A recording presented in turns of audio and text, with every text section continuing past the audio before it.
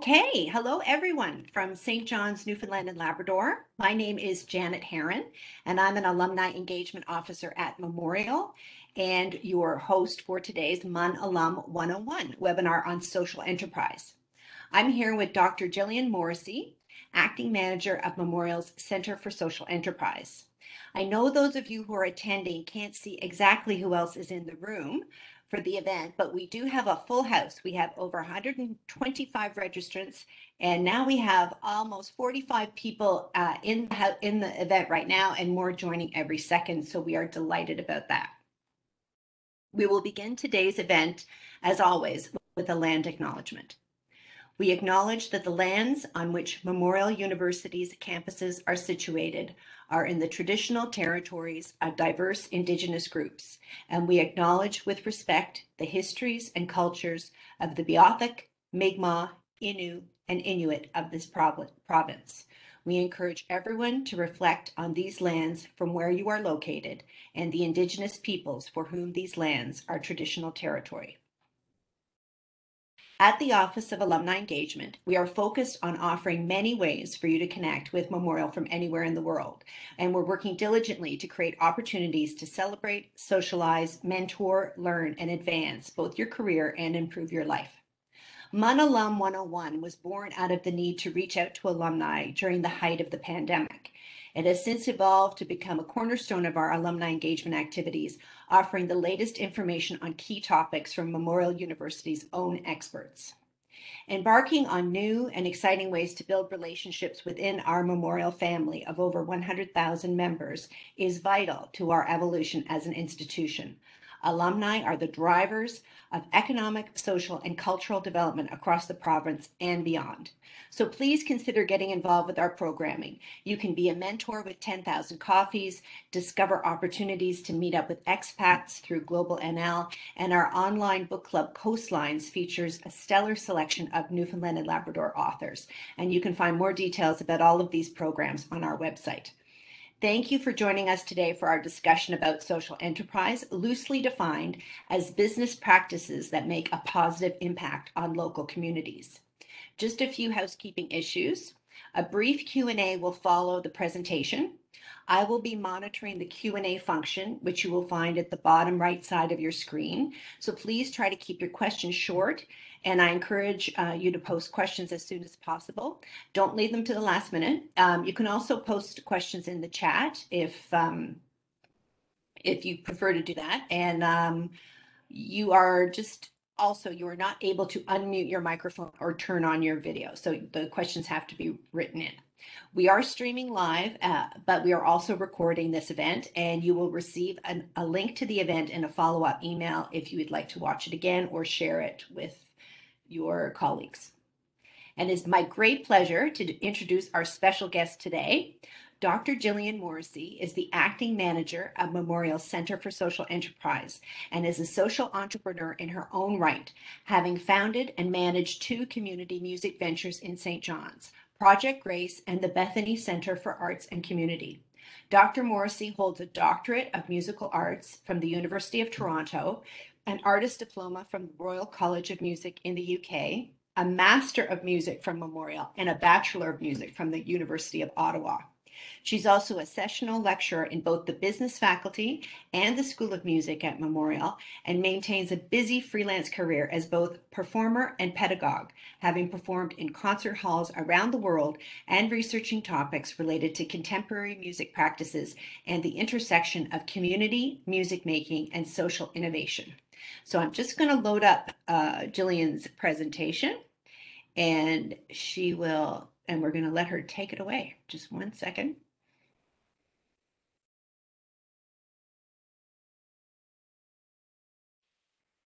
Where is that? There it is.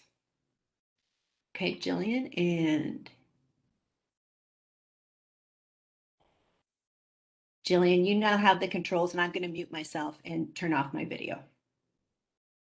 Wonderful. Thank you, Janet, and thank you everyone for being here today. I don't get to see faces or who's on the call, but I do appreciate having everyone here, and also for anyone who will watch the call on the recording. If you'd like to introduce yourself or put where you're from in the chat, that would be very cool to see where everybody's from. So I certainly invite you to do that. As Janet mentioned, my name is Dr. Gillian Morrissey, and I am the acting manager for Memorial's Center for Social Enterprise, which I'll tell you about in a few minutes. My hope is that by the end of the session, we'll all know a little bit more about what social enterprise is, what it's all about here in the province of Newfoundland and Labrador, and the role that Memorial is playing in developing our local ecosystem of social entrepreneurs.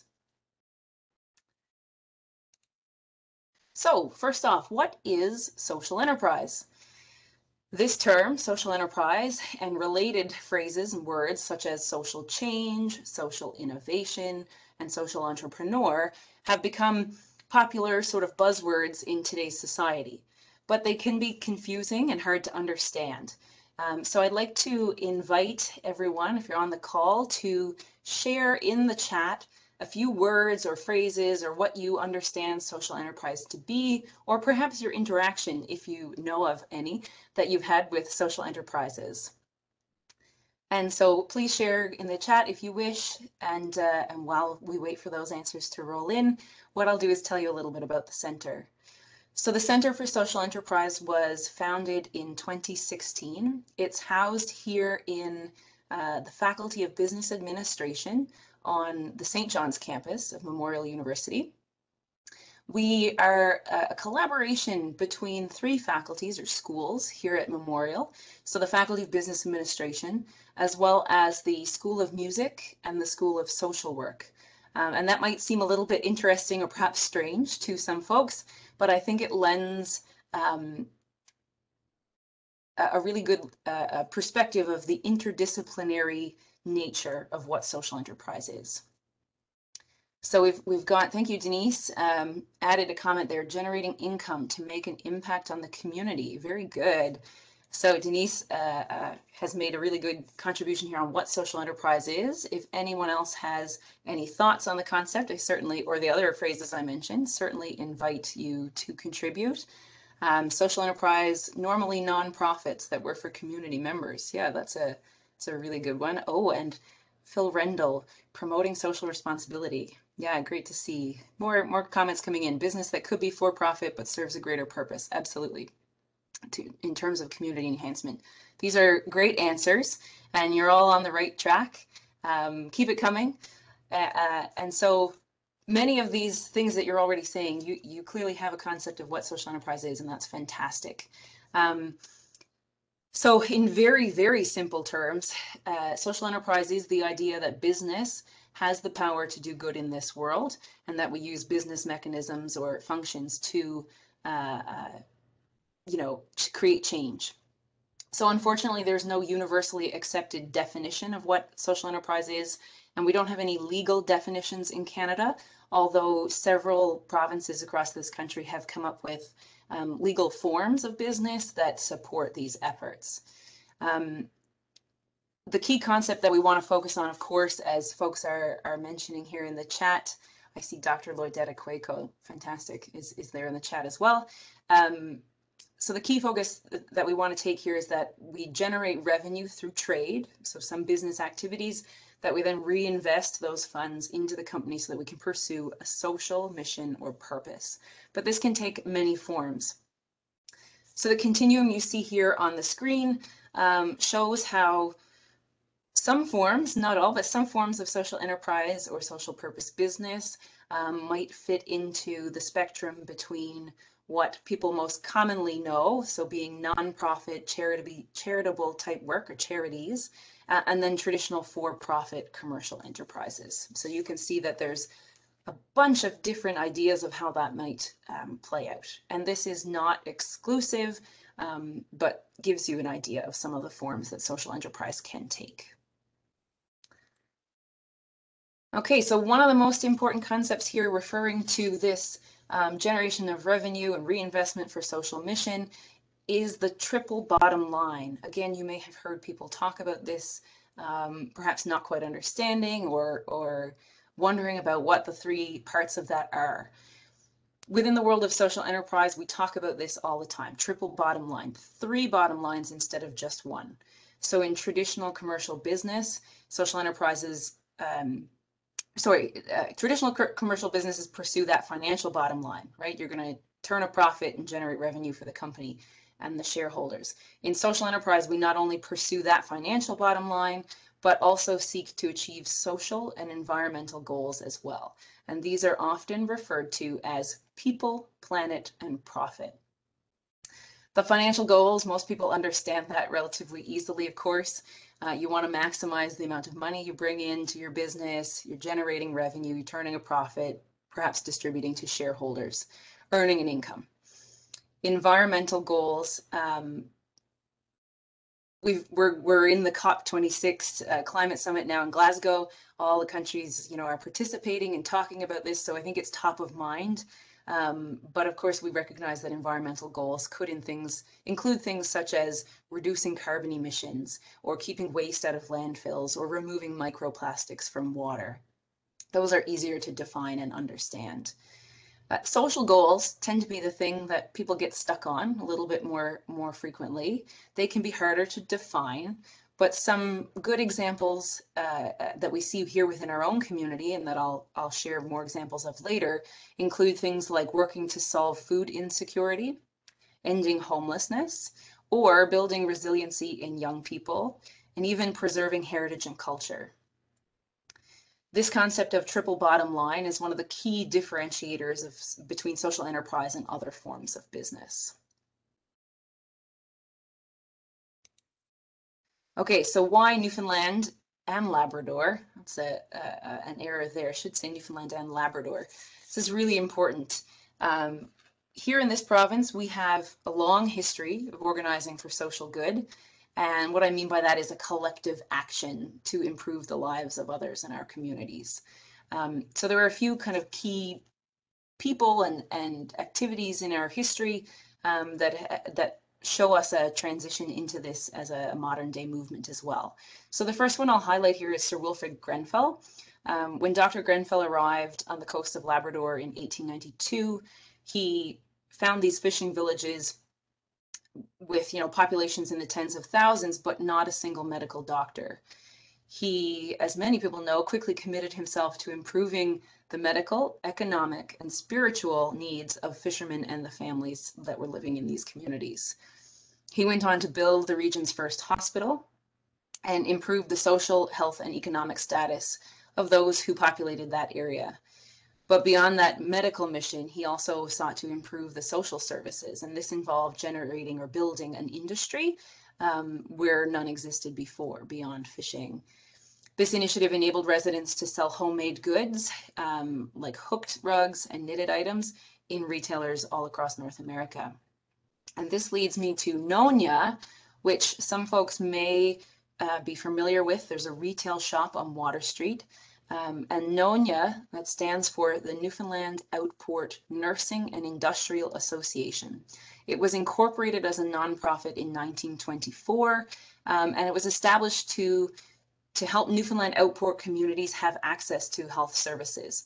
So individuals would produce, create, craft these hand-knit garments and other artisan style items, and they would be sold to raise money to pay the salaries of public health nurses and medical professionals.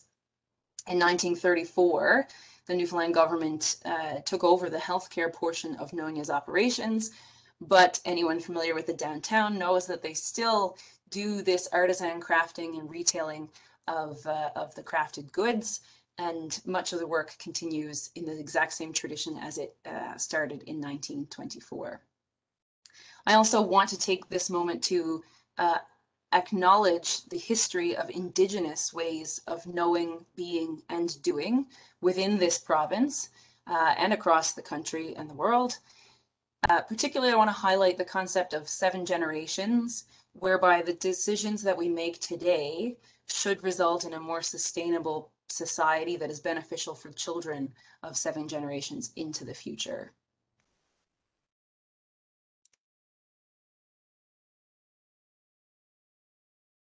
And I want to highlight this example as well before we move on. This is Sir William Coker. William Ford Coker was born in 1871 here in Newfoundland, and he died in 1938. And in that time, he was the founder and president of the Fishermen's Protective Union. The union was formed on November 3rd in 1908, and it was a force for collective action and one of the earliest examples of organizing for social change in this province. When Coker was a young man, he became really disenchanted with the way that merchants dominated the fishing industry, and fishermen and their families were trapped in what we call the truck system. And that's where the fish would be brought in and exchanged, but not for wages. The delivery of salt fish at the end of the season repaid debts that had been accrued from purchasing of food and supplies that the families needed to make it through the fishing season. This contractual truck system exploited the fishermen and kept them and their families in a cycle of debt while enabling merchants to turn a profit for themselves and become quite wealthy. So Coker organized the local fishermen into the FPU under the slogan of "To each his own." And this highlighted the purpose of revolutionizing the fishing, political, and commercial interests in a way that gave workers a fairer deal. Coker sought to reform within existing systems in a way that would provide more equitable distribution of wealth. The FPU went on to open other companies and businesses, including the Union Trading Company, which supplied goods to the communities in which the more than 30 FPU branches were located. And the town of Port Union on the Bonavista Peninsula was the commercial headquarters of this company, as well as the properties, including the factory and the homes, which still stand in Port Union today. In Port Union, Coker also started the Union Electric Light and Power Company, which was the precursor to Newfoundland Power, and also the Union Publishing Company, which produced the Fisherman's Advocate, a newspaper that disseminated information about the fishing industry, the union's political message, and general union communications. And you can imagine that all these businesses provided employment and wages to the people living in those communities. As an interesting fact, Port Union is the only union-built town in North America with its hallmark garnet and gold paint. And it's well worth the drive, about a 3-hour drive out to the Bonavista Peninsula to visit. The building you see there in the picture is the Factory Museum. You can do a tour. They also have a gift shop, and there are many, many copies of the Fisherman's Advocate in the museum. So very interesting. Okay, so since Coker and Grenfell in the early part of the 20th century, now to modern day social entrepreneurship in this province, our community of social entrepreneurs is growing, and we're developing an economy of care. And here at MUNalum, the Center for Social Enterprise specifically, our goal is to engage meaningfully with social enterprises and entrepreneurs in our community and support their efforts to make a better society for all of us. A small, very small representation of the social enterprises that we work with are shown here on the screen, and I'll go through each of them now to kind of tell you a little bit about each of them. So starting in the top left, we have First Light, which hopefully many people will recognize as a nonprofit organization that serves urban, Indigenous, and non-Indigenous people in our community by providing programs and services rooted in the revitalization, strengthening, and celebration of Indigenous cultures and languages. First Light has many social enterprises, including their Center for Performance and Creativity, a childcare center. They offer affordable housing and transportation services, and they run Indigenous cultural diversity training programs. The next business listed there is Fishing for Success at Island Rooms of Petty Harbour. And this is a nonprofit located in the community of Petty Harbour, and they preserve the culture and heritage of fishing in Newfoundland and Labrador through tourism and educational programming. So you can go out and do a fishing tour or one of their educational programs and learn about the history and culture of fishing in Newfoundland and Labrador. Smart Ice is a community-based work integrated social enterprise, and it offers climate change adaptation tools and services that integrate traditional Inuit knowledge of sea ice with modern monitoring technology. And the work that Smart Ice does, the information that they collect and contribute, helps people make more informed decisions for safer travel on sea ice. And it also supports community economic development, such as outfitting and fisheries. Through this, they also promote Inuit culture, intergenerational learning, and community well-being. One of the headquarters is here in St. John's, but there is a production facility in Nain, and Smart Ice is serving the global north with their technology. Next, there at the bottom left corner of the screen, we have Impact Construction. And again, this may be a familiar organization. You may see their signs or their work around St. John's if you're here in the city. Impact Construction is one of a few social enterprises from Choices for Youth. They're a social enterprise construction company that offers high quality and on-time construction services while empowering at-risk youth. So through Choices for Youth, the youth that work with Impact receive supports, education, and training that help them transition to sustainable full-time employment in skilled trades training. And in turn, this offers the community a unique and competitive construction option. So you can contract Impact to build or renovate, and in that process, you're also providing employment skills and training and support to young at-risk youth in our community. Up next on the right-hand side, we have Sharing Our Cultures, and as I've noted from the chat, we actually have Dr. Lloydetta Quaco, who's the founder of Sharing Our Cultures, on the call with us, which is fantastic. Thank you, Dr. Quaco, for being here. Sharing Our Cultures creates spaces for the voices, cultures, and histories and experiences of children and youth so that they're heard, seen, and valued. And their goal is to connect culturally diverse youth, to foster belonging and acceptance, and to be relevant within the schools and contribute to an inclusive and cohesive society. And Dr. Quaco, I certainly invite you to add more to that in the chat. Actually, I think you may have already done so. So Sharing Our Cultures, great organization. And then finally, on this very brief summary of some organizations, we have the Gathering Place. Gathering Place is a community health center. It's committed to building community, promoting equality, and providing food, clothing, medical, and dental help and counseling services to vulnerable individuals in our community. The programs and services are primarily servicing folks who are experiencing homelessness or live in less than desirable housing conditions, that people may face unemployment or not have access to adequate social supports. And so the Gathering Place is doing great work for adults in our community.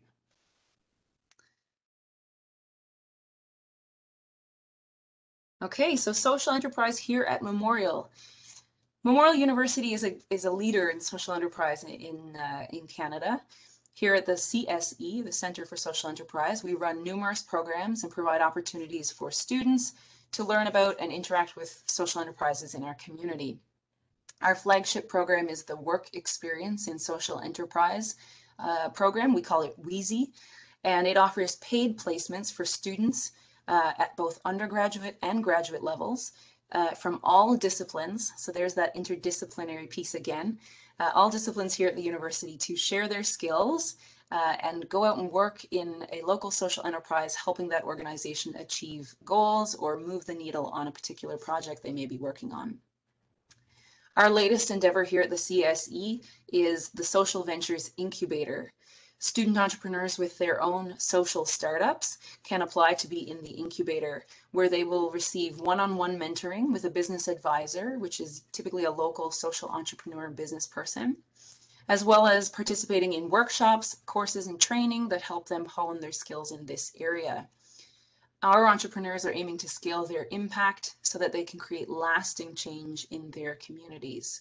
Right now, we have 8 very interesting incubators and student entrepreneurs in the 8 ventures and student entrepreneurs in the incubator, ranging from everything from recycling plastics into clothing and coasters and keychains to forest school, rescuing dogs and getting them into service dog positions and rehoming them, to forest bathing and co-housing. And you'll see a little bit about some of those later on in the presentation. So a very diverse group. Applications for the next cohort of social ventures will open in early 2022. and the cohort will start their time with us then in May. And finally, I want to highlight our new, relatively new, MBA in Social Enterprise and Entrepreneurship. This program was launched in 2019, and it is the first of its kind in Canada. It offers a truly new kind of business education, which is attracting a really diverse range of change makers. Now in its third year, this program is a very intense one-year MBA program where students complete 18 courses focused on social innovation, social enterprise, and social entrepreneurship. The program is highly experiential and builds in a lot of engagement with community. And the work is completed in coursework, I should say, is completed over 4 6-week modules, and then wraps up with a 16-week summer internship. And students in the program have the opportunity to undertake an internship on one of 2 streams. The first option is that they can do a hosted internship, whereby they go out into community and work with a previously existing or pre-existing organization or social business. Or if they have their own venture idea, they can do the entrepreneurial internship stream and apply to come into the Social Ventures Incubator here at the Center for Social Enterprise. And I believe I saw Phil Rendell, so I know he's on the call, one of our graduates. That's great. If there's any other MBA, SCE alumni on the call or current students, certainly happy to have you identify yourselves in the chat. We're very, very proud of all these students. Look, there's Courtney. Awesome. Okay, so here are pictures of our first 2 cohorts for the MBA in Social Enterprise and Entrepreneurship. On the top left there, well, I'll explain the 2 cohorts, tell you about them in a second. I'll say first that through the MBA SCE, we've been focusing on creating a space for potential students who perhaps would not have seen themselves coming to a traditional business school or business program. The folks we're trying to recruit come from really diverse backgrounds and interests, but we know that they all share the same or similar purpose or calling, and that's that they want to do good, social good in the world, within their chosen industry or area of expertise, and perhaps with unique and differing business models. So pictured here, as I mentioned, we have our first 2 cohorts. They're now Memorial alumni, just like everyone here. And I think we've got at least 2, maybe more on the call today, which is fantastic.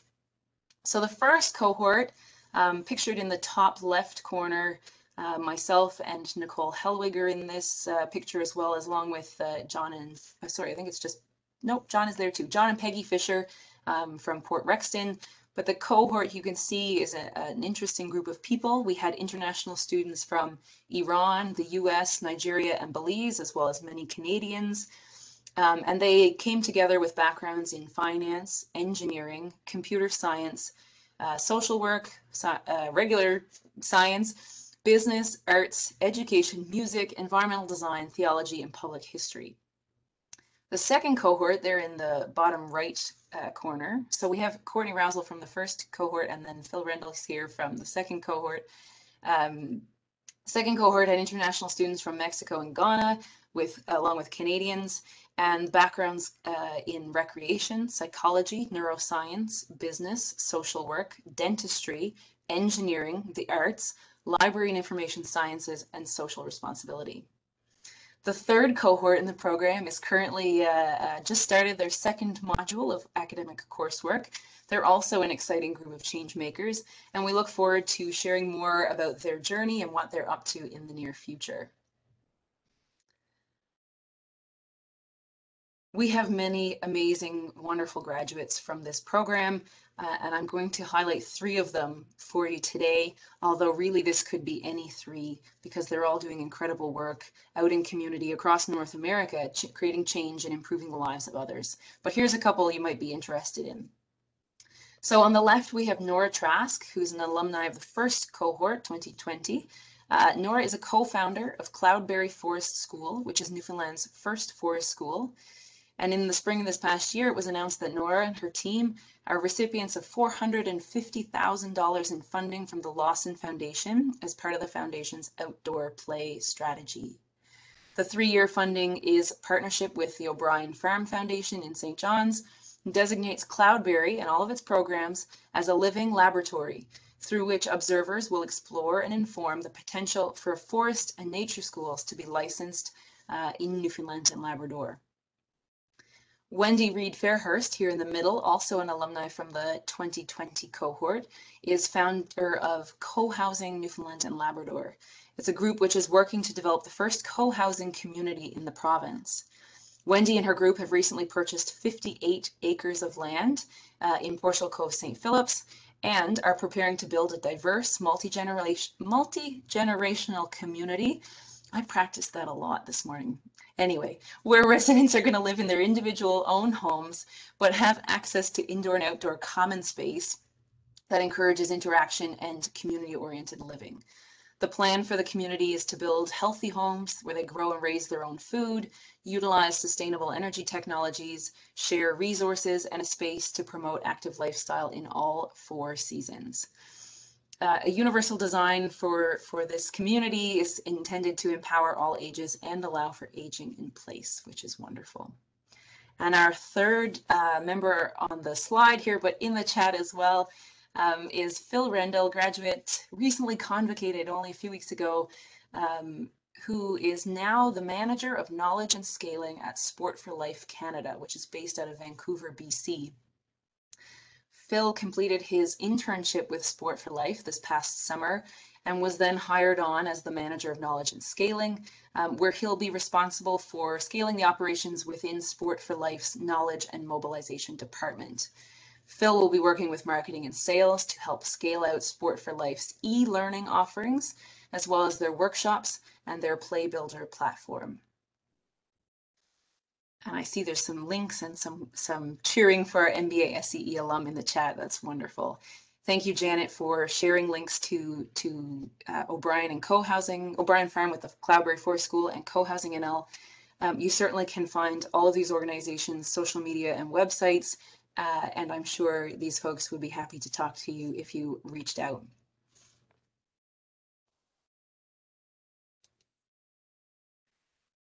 So I'm sure most folks are familiar, they've heard it once or twice before with the Mahatma Gandhi quote, "Be the change you wish to see in the world."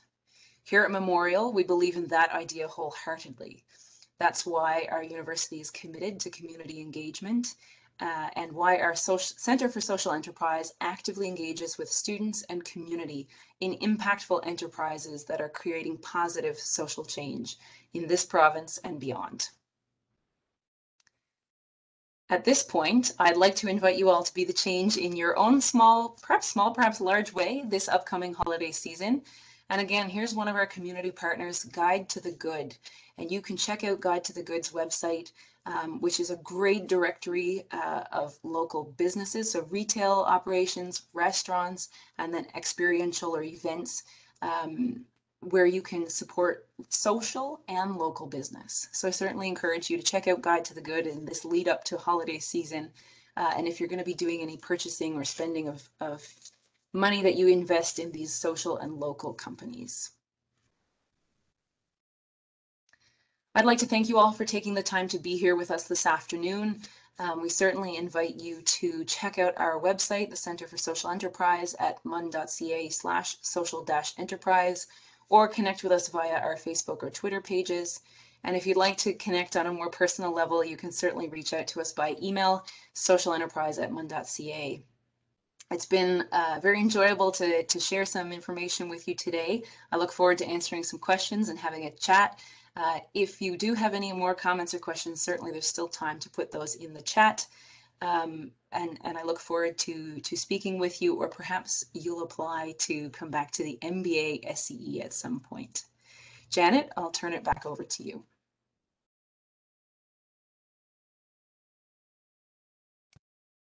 Thank you, Gillian. That was fantastic. Thank you so much. Just 1 second, got to get our slide up there.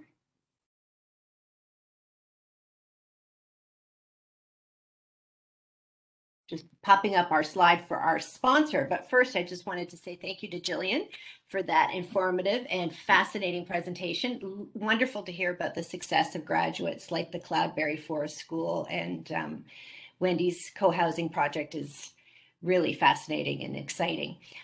We'd also like to thank our sponsor for today, MUNalum. So if you are an alumnus and you need new or supplemental life, health, or dental insurance, this is a recently added program for alumni and members of the Memorial community, and you should definitely check it out. We did have people on the event from Calgary, from London, Ontario, someone from Belize, very exciting. And I'm just going to pop up our question slide, and we are going to go to questions. And we don't have a lot of questions, to be honest, but we do have some comments. And we do have a question, but we had a comment from Ella Heenahan, and she wrote that interesting that there is no universally accepted definition of social enterprise. This is the same as cultural tourism, which is an area of interest to her. And she offers a quote from researcher Greg Richards that sums up cultural tourism. Cultural tourism is the holy grail of quality tourism, which cares for the culture it consumes while culturing the consumer. And she thinks that this rings true for social enterprise as well, which is very true. So we did have a question from someone on the call. I'm wondering, Gillian, if there are any plans to extend the Social Venture Incubator to Memorial employees or alumni? Just jotting down some things here. I want to come back to Ella's comment. Sure. And talk about that, but yes, I can answer. So at the present time, where the Social Venture Incubator is brand new. We're still developing it, working out some of the kinks and getting it all up and running. The only plans right now are to open it to students, but that's not to say that there aren't other similar opportunities outside of the university that alumni or employees could engage in. And we certainly are open, doors are open to chat with employees or alumni about their ideas and questions, comments, concerns about social enterprise. We're happy to do that here at any point. But right now, unfortunately, the Social Ventures Incubator is only for students. And of course, I'm sure folks can understand that part of that is tied to a constraint of resources. We're a relatively small center, so right now we only have the 8. And as they graduate out of our program, we'll fill those spaces and hopefully grow in the future. Great. Janet, perhaps I can come back right now to Ella's comments. Sure. Before we move on. I think, so as Janet introduced, I come from a music, arts and culture background myself professionally. I think this comment about cultural tourism hits it on the head really clearly about caring for the culture it consumes while culturing the consumer. I think that the comparison can be made very well to what social enterprise does, no matter what industry or area you're working in. The interesting part about no universally accepted definition of social enterprise, I think that comes from the idea that business, like legal business forms and models, are different in every country, in every province. And so I mentioned that some of the provinces, there's a couple here in Canada that have some forms. So like a community interest company, a CIC, that exists British Columbia or Nova Scotia. I get the two mixed up. They both have legal forms now that are in between nonprofit and traditional for-profit business that has shareholders. The CIC also exists in the UK, and the UK is a known pioneer in this field in social enterprise. And so if you want to see what the cutting edge in this industry is or in this world, you look to the United Kingdom. And so the KIC is a form that does exist over there. And basically what that does is provide not loopholes, but legal structures that enable companies to, or organizations to, carry like profit and revenue and have that kind of nest egg. Whereas currently in rules with charities and nonprofits here in Canada, there are limits and caps to those sorts of things that can make it difficult for social enterprises to do their work. So that's why this social enterprise definition is more tied to the purpose and what you do as an organization, and less about the legal form or the structure that it takes. So here in the faculty with our or the center, I should say, with our Social Venture Incubator and our MBA SCE students and the other students that we work with, we'll see businesses and ventures taking all kinds of forms. So it might be a for-profit business with that social mandate, or it could be a more traditional looking not-for-profit or charity. Okay, Janet, all yours. Okay. Question, what kind of supports does the Center for Social Enterprise provide for already existing social enterprises? Is it capacity building, financial, or advisory? So at this point, it's the first and the last. So capacity building and support and advising, mentoring, that kind of communication and interaction. And I think Dr. Quaco has added there about her side of the interaction with the CSE. So we provided work term students this Wheezy work experience in social enterprise placement for a student who worked with Sharing Our Cultures.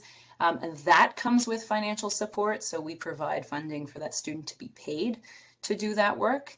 But then you get the support of myself and my colleague, Sarah Croft, who's our program and student engagement coordinator. And we often meet with either folks that are dreaming and considering starting social enterprise or wondering what it's all about, and talk that through, help direct them to other connections and resources that might be valuable. Or we support individuals who, for example, might be interested in coming into the MBA in social enterprise, or interacting with the ecosystem that's pre-existing here in the community and that we're working together to build. Fantastic. Any plans for the MBA in social enterprise and entrepreneurship to be offered part-time as opposed to full-time? Yeah, so we know that this is a concern or a question that gets asked a lot. Presently, just to elaborate on the program a little bit more, presently the program is a 1 calendar year, so from September to the end of August, program full-time only. And as I mentioned, it is an intense program. So most MBAs are usually 2 years, and certainly our traditional MBA is a 2-year program. The MBA SEE puts all the academic coursework, which again is 18 courses, into 2 semesters, so a fall and a winter semester. And those are further broken down into 6-week modules, of which there are 4, 2 in the fall and 2 in the winter. With that current model, we've only been running it in a full-time capacity, and it's a very involved program. And so I think our students have found that they need to have that year to really give to it and dive into it. If we've learned anything from COVID-19, the pandemic, it's that being flexible and being able to bring our offerings, what we have to give to the world, in more modes and formats and timings than just that full-time in-person way of universities traditionally operating. So Phil is on the call, and he was what I call our COVID cohort, who did the program entirely in the pandemic. We taught that year was half online, half in person, as we were able to do it. We are looking at ways that we might be able to move forward, as I think the university as a whole is. But at the present moment, I can't say for certain that there are any big changes. We haven't gotten to that point just yet. We're working in that direction to be able to support that, but we're not there just yet. Right, but going in the right direction. There's a comment and a question from Sheldon. He says, it's a fantastic session. Thank you very much. But does the lack of an established definition pose any challenges or opportunities in terms of accessible funding, tax incentives, etc.? So one of the things we often talk about as social entrepreneurs and people working in this space is that you have to be comfortable with the unknown and living in a gray area. It also helps to be a bit creative. I don't want to use the word loophole, but finding creative solutions to problems you may have. And again, that ties back to there is no one way to do this, and you have to kind of focus on what your mission, your purpose is, and then find the ways that you can achieve that, and what vehicles you can use. That might be like a business model or a particular lever, business function that you use to get the job done, or you know, it might be a network or connections or support system that you engage to you know, serve that purpose. I think it is challenging in that because we can't really say this is it, the one thing, people struggle with it. And that's why the first thing I said was, what do you think social enterprise is? Let's see, because there's always an interesting range of opinions or ideas about what that is. In Canada, there is a very strong push now towards supporting and facilitating access to funding and the necessary supports and business levers, I'll call them, that these organizing folks and groups need to make this stuff happen. I think government and institutions like the university here at Memorial, we recognize that oftentimes these social entrepreneurs are able to make things happen faster than a bigger, institution or government can do themselves. So while there may be challenges around language and talking and understanding what it is, I think the grayness, the blurred lines of what social enterprise is actually is an opportunity for you to be able to move and evolve and pivot, if we want to throw that kind of buzzword out there as well, but to do that in a really agile way. So what we see as being perhaps a limitation or even maybe a risk actually has it's a double-edged sword or a two-sided coin that it can provide advantages to us as well. Sorry, I'm not sure that maybe it answers. No, I think it answers it. There was a very specific question from Barry asking if there are any provincial government policies either encouraging or inhibiting social enterprise. I would again kind of follow that up with the same sort of comment that we are rapidly, and Newfoundland and Labrador is very interested as a government, very interested in this, and they see the social enterprise ecosystem as being agile and able to move and pivot quicker than the government can. Systems, especially big ones like government policies, and that they're hard to change. That does not happen overnight. But the people on the ground, it's the grassroots, initiatives that are cropping up and people, getting their hands dirty, as it were. That's where the change is happening, and it works its way up. But we're really lucky that our government, the ministers and the folks that are working, the staff supporting them, are really engaged, very interested in this work. And we see them out at events, out engaging, they're interested, they want to support this. And I think they know that sometimes if they can just get out of the way, there are many things that grassroots and individuals in our community can get done. But to our government's credit, I think they are really trying to move in this direction and do what they can to support social enterprise and this movement towards collective social change and collective action for social change. Fantastic. A couple of comments there from two of your alumni, Courtney and Philip. Courtney says that someone who has been submersed in the not-for-profit and social enterprise world for a few years now, I think it can cause some challenges. I think that means that the lack of a definition can cause some challenges, but gives organizations an opportunity to mold their operations to be what they want in that gray area. Absolutely. Which is exactly what you had said. And Philip is commenting that the program course structure does a great job of teaching the various nuances associated with social enterprise and the complexity behind it. Thank you. Yeah, we're proud of that program. It's new, but it's really exciting. And I just want to highlight once again, and Courtney and Phil can attest to this, the experiential nature is unique. So we have many, Dr. Cueco, who's on the call, has been in as a guest speaker and interacted with our students before. Many organizations and leaders in this space are part of our program and part of our MBA SEE family. We work with a Living Lab every year, which is an organization that we get to really dig into the inner workings of and work alongside of and support. And I think that's a really unique and exciting aspect of this program that separates it out from other traditional MBAs or specializations you might get to do in other MBA programs in this space of social innovation, social change. So it's a very exciting program. The applications, I'm not sure if they're open on the website yet, but they will be for sure in the early part of the new year until the spring. I believe the deadline's been extended. So, if anybody's interested in that, I certainly recommend that you check it out. and reach out. I can talk to anyone who's interested about it, or connect you with the other people in the faculty here who can provide more information.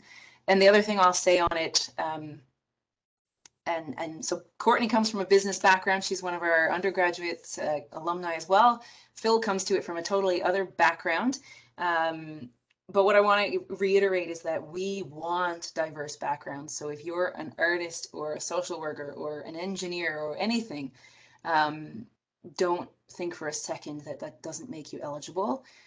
That's what we want. We want all these change makers and movers and shakers to be part of the next cohort. So we are recruiting now for cohort 4, which starts in September in 2022.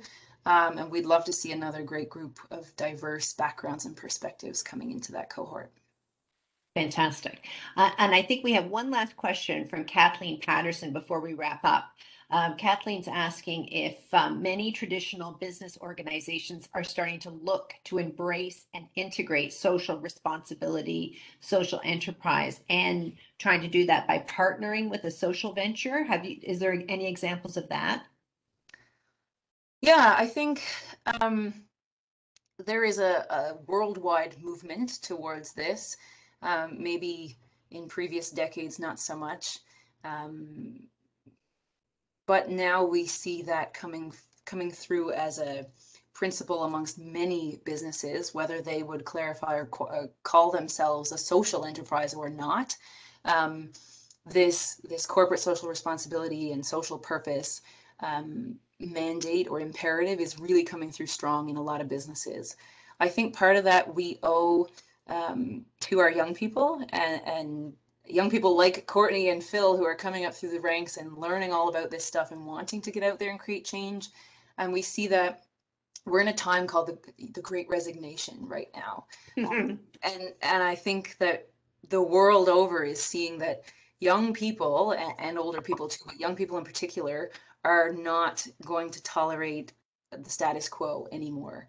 And so whether they do it by starting their own businesses as entrepreneurs, or whether they do it from an internal perspective or role as an intrapreneur, they're going to create change, and they're not going to tolerate, you know, and the COP26, Greta Thunberg is a great example. Young people are not going to take the status quo anymore. We want to save the climate, stop the climate crisis before it gets any worse, this climate emergency that we're in.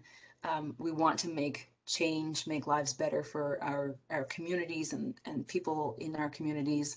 And so I think, as I said, in many ways, we've got to get out of their way. Let's uplift them and support each other. And a phrase that we like to, you know, use and we hear a lot, I think these days, is the rising tide lifts all boats. And I have found, being in this space myself now for 10 years, that it is very supportive. And actually, oops, I gotta scroll.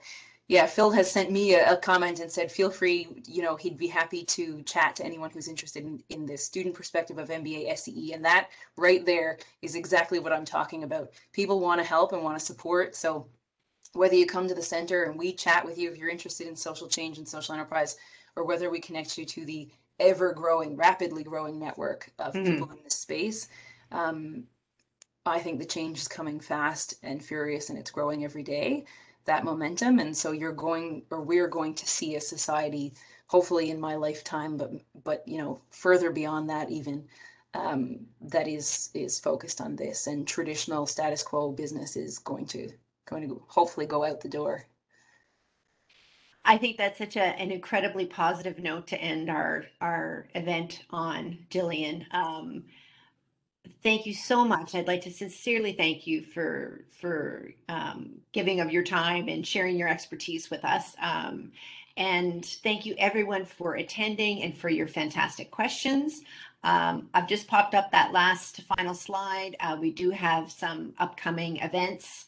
On November 23rd, we're going to discuss coffee and how to brew the perfect cup. On November 30th, we're going to learn all about the latest research on the importance of sleep from Dr. Sheila Garland.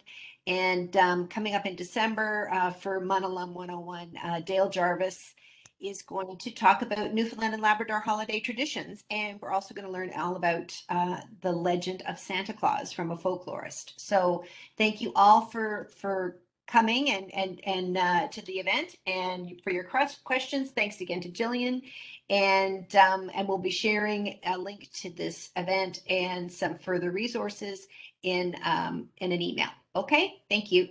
Thanks, everyone. Have a great day. Bye.